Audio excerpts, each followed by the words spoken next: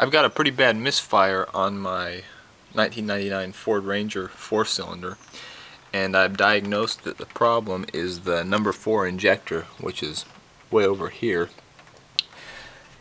To take the injector out, I'm going to remove the fuel rail. I'm going to do it without taking off the intake manifold.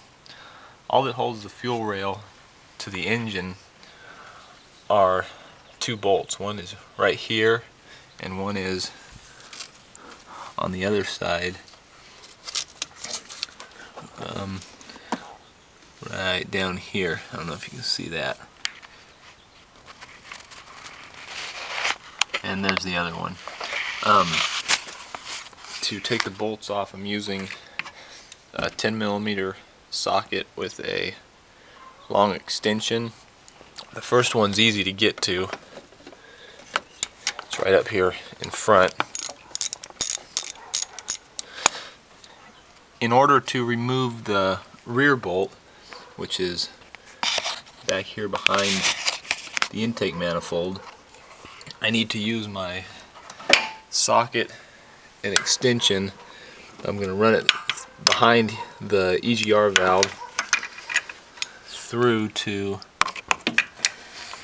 the bolt.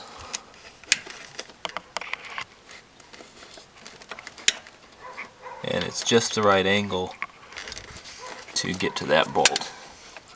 So right there. So now I can remove this bolt. So now the bolts are both out and the fuel rail is loose. So the next step is to pull the fuel rail away from the engine. Before you do this, you should probably shoot some compressed air or clean out right here where the injector meets the head, because you don't want junk to fall into the injector port when you remove the injectors from the head. So since it's the number 4 that I need to get to, I'm going to pull the fuel rail out from this side over here. Hopefully we can get a good view of it.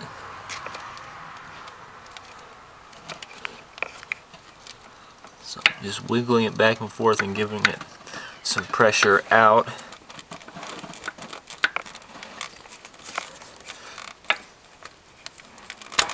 Okay, I pulled the fuel rail out, and now hopefully I can get the injector out of the end. Here's a better view from the other side of that injector that I pulled out. It looks like the injector is still attached to the fuel rail, so I will just have to pull the injector away from the fuel rail to remove it, and then I need to unplug the electrical connector as well.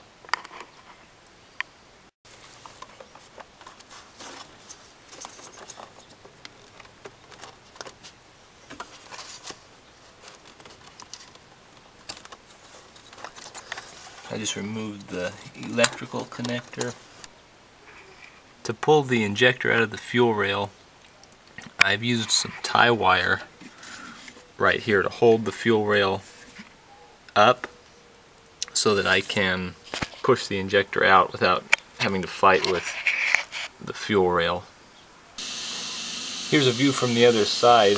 I'm going to attempt to pull that injector out of the fuel rail now.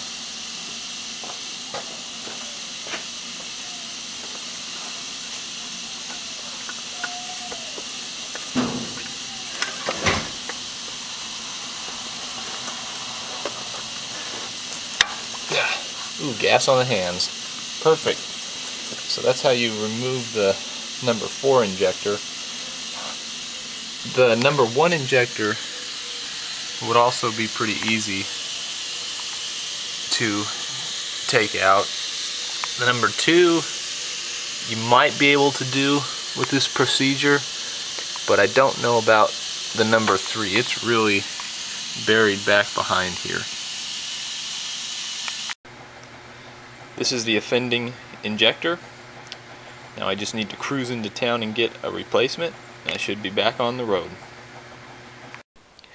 I got my new fuel injector, so now it's just a matter of installing it into the engine and buttoning everything up. I'm going to install the fuel injector into the cylinder head first, and then I'm going to press the fuel rail down onto the top of the injector.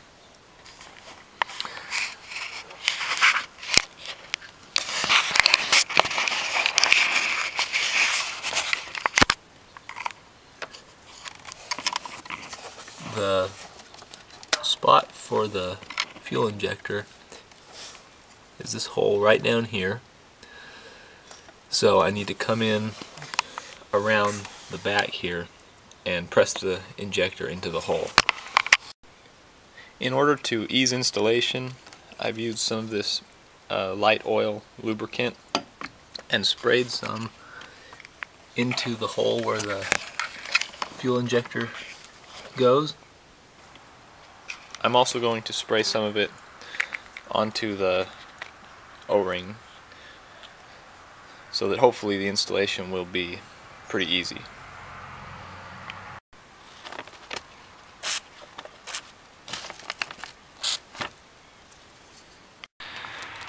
Now for the fun part.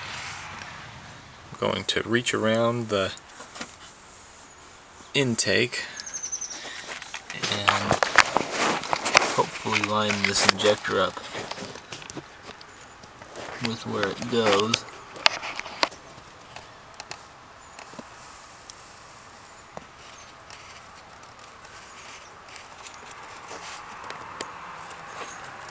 And then press it down.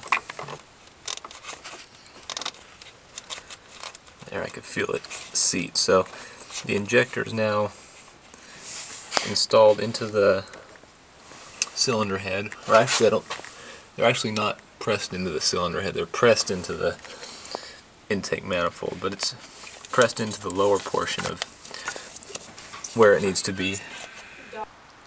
Here's a view from the other side. There's the injector.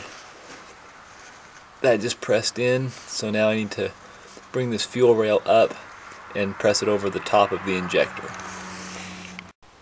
When I pulled up on the rear side of the fuel rail, the number 1 injector stayed seated, but on the number 2 injector, the fuel rail pulled away from the injector itself at the top, and on the number 3 injector, the fuel injector pulled away from the manifold.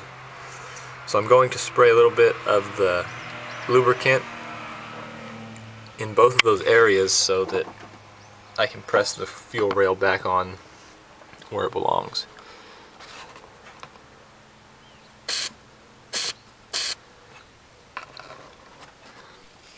And the number 3 injector will get some lubricant back there. Next, I'm going to reinstall this front bolt. I'm doing this because I don't want the number 1 injector to come out when I'm trying to press on the other side. So I'll just start this bolt.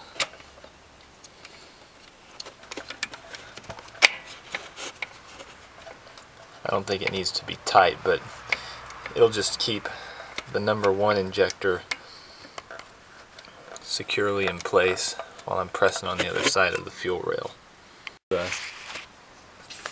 I've placed the fuel rail on the top of the number 4 injector. I haven't pressed it down yet.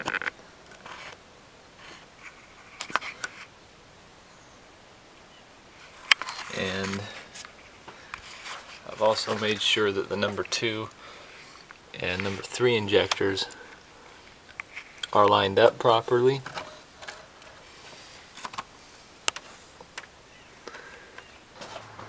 Now that everything's lined up, hopefully I can push this fuel rail back down where it belongs. It looks like the fuel rail is where it belongs, As you can see, the mounting screw is lined up with the hole on the fuel rail.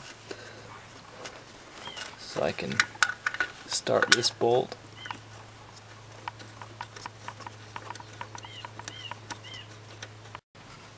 I'm tightening up the rear mounting bolt for the fuel rail. And the front.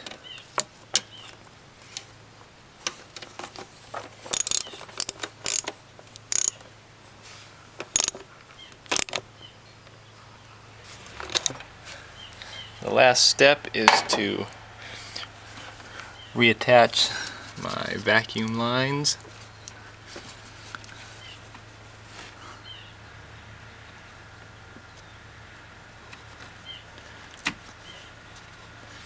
And the electrical connector for the fuel injector.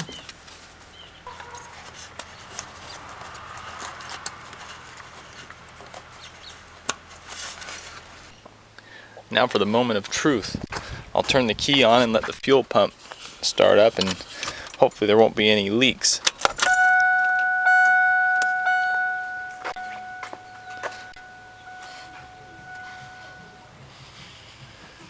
Don't hear anything or see anything real obvious. I'll try to start it up and see what happens.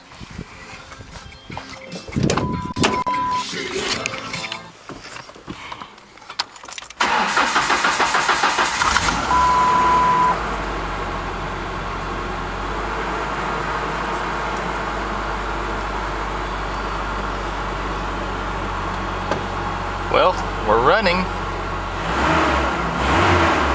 And it's running on all four. So that's a lot better than it was when I started.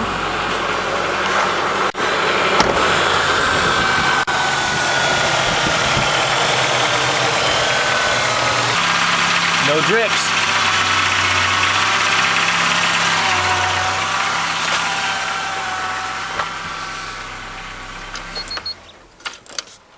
So I think that that was, so far, a successful repair that can be done in probably 20-25 minutes if you hurry and if you have all the parts handy. Thanks for watching.